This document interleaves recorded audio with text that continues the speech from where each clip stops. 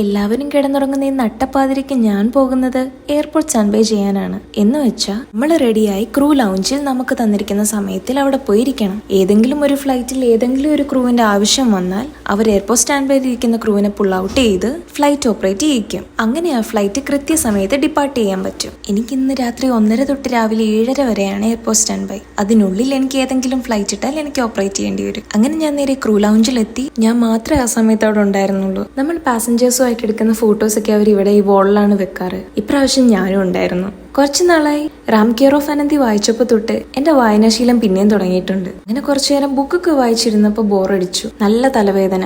പോയി ഒരു കോഫി കുടിക്കാന്ന് പറഞ്ഞ് ഇറങ്ങി. നേരെ എയർപോർട്ടിനുള്ള കഫേയിൽ പോയി ഒരു കോഫി കുടിച്ചു. സ്വർഗം കിട്ടിയ ഫീലായിരുന്നു. പിന്നെ നമുക്ക് വേണ്ടി ഇതേപോലെ ബിസ്ക്കറ്റ് ഒക്കെ ഇവിടെ വെച്ചിട്ടുണ്ട്. എനിക്ക് നന്നായിട്ട് വിശന്നുകൊണ്ട് ഞാൻ അതിൽ 3 ബിസ്ക്കറ്റ് എടുത്ത് കഴിച്ചു. അങ്ങനെ നേരെ തിരിച്ചു വന്ന് ഫോണിൽ ഒരു സിനിമയൊക്കെ കണ്ടിരുന്നു. പിന്നെ നന്നായിട്ട് ഉറക്കം വന്നപ്പോ ഒന്ന് മയങ്ങാന്ന് വിചാരിച്ചു. നിങ്ങൾ വിചാരിക്കുന്നുണ്ടാവും ഇത്രയും ലൈറ്റ് ഉള്ളപ്പോ എങ്ങനെയാ ഉറങ്ങാൻ പറ്റുകയെന്ന്. ക്രൂ ആയതിനു ശേഷം എനിക്ക് കിട്ടിയ ഏറ്റവും വലിയ കഴിവാണ് സൂര്യൻ തലയ്ക്ക് മുകളിൽ നിന്നാലും കിടന്ന് ഉറങ്ങാൻ പറ്റുമെന്നുള്ളത്. അങ്ങനെ ഒരു മയക്കത്തിന് ശേഷം ഞാൻ വീണ്ടും എണീറ്റു. അപ്പോഴേക്ക് എനിക്ക് പോകാൻ സമയമായിരുന്നു. ഈ കോലത്തിൽ പുറത്തിറങ്ങി ആരെങ്കിലും കണ്ട എല്ലാരും പേടിച്ചു പോകും. നേരെ വാഷ്റൂമിൽ പോയി പാച്ച് വർക്ക് ചെയ്തു. അങ്ങനെ പാച്ച് വർക്കിന് ശേഷം വീട്ടിൽ പോകാൻ ഇറങ്ങിയപ്പോ ഇതാ എന്റെ ഫ്രണ്ട് അശ്വതി വന്നു. ഇനി അടുത്ത എയർപോർട്ട് സ്റ്റാൻഡ് ബൈ ചെയ്യുന്ന ആൾ അശ്വതിയാണ്. പിന്നെ ഞങ്ങൾ ഒരു കോഫിയും കട്ട്ലറ്റും ഒക്കെ കുടിച്ച് ഞാൻ നേരെ വീട്ടിലേക്ക് പോയി. ഇനി എല്ലാവരും ഉണരുന്ന സമയത്ത് ഞാൻ പോയി കിടന്ന് ഉറങ്ങാൻ പോവാണ്. അപ്പൊ ഇനി അടുത്ത വീഡിയോ കാണാം. ബൈ.